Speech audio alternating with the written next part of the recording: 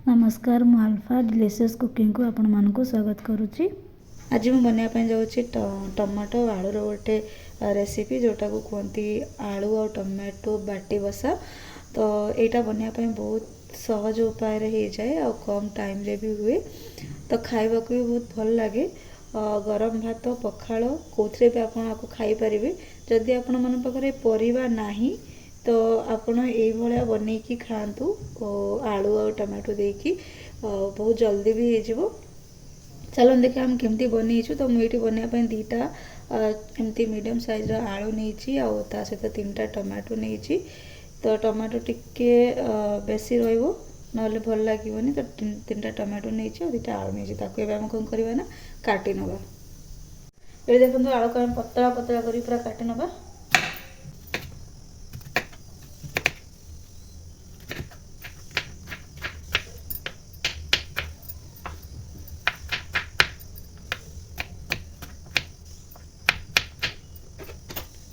ये देखो मुझे पतला पतला कर काटी नहीं लंबा लंबा एमती आम 2टा जाक आलू को काटी नबा।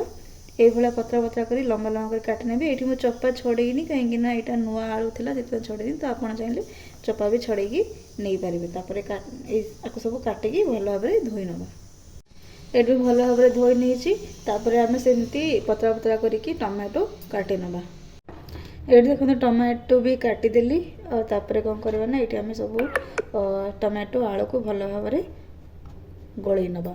जेहेतु आम बाटी बसा करवा तो ये देखूँ ये मुझे गोटे बाटी नहीं सहित एमती आलू को भी पकई नेबी।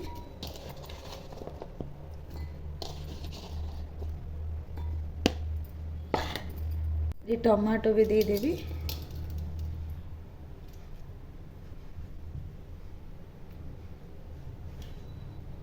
ये छोट बाट आम जगह धरुनी तो से गोटे बड़ाटा नहीं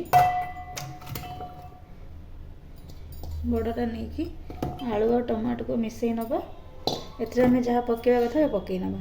ये मुझे गोटे मीडियम साइज पियाज को पतला पतला करके काटी नहीं। ये 2 पाखुड़ा 2 कला रसुण छेचिकी देची। ये कंचा लंका देची। तो लंका आपण हिसाब रे नेबे।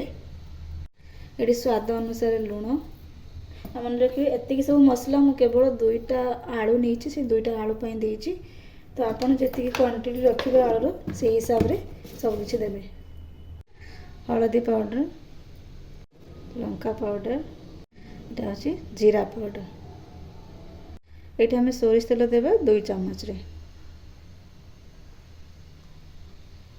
एबे को भल से गलई नबा।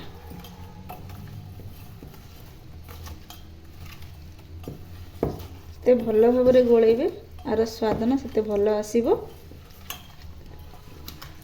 एमती भल भाव रे हाथ रे पूरा सब जमती पियाज टमाटो आलू मसला सब जमती भल भाव रे गोला हो जाए। ये देखो भल भाव रे मु पूरा गलई सारे। एबे हम कौन करबा टिके खाली पानी दे दबा। ये मु आधा ग्लास रो पानी देछि।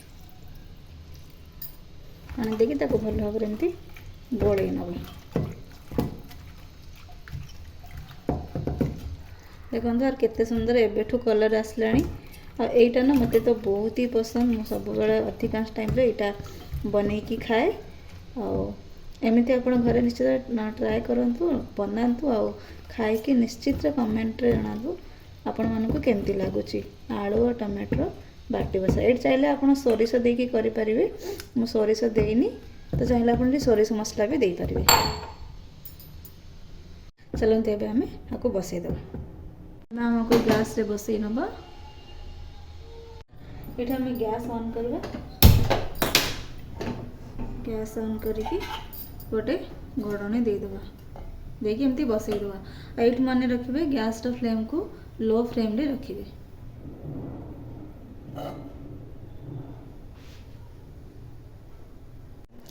मझे एमती खोलिकी टे गलई दौथे ना तो लगे जीव तले लगे भल लगे। तो एमती मझे खोलिकी टे गलई नौथे। आ मन रखिए गैस फ्लेम लो फ्लेम रे रहिबो। ये आम आउ थे खोलिकी देखिए ये देखो आमर हो आसला आलू भी आमर सीझीगला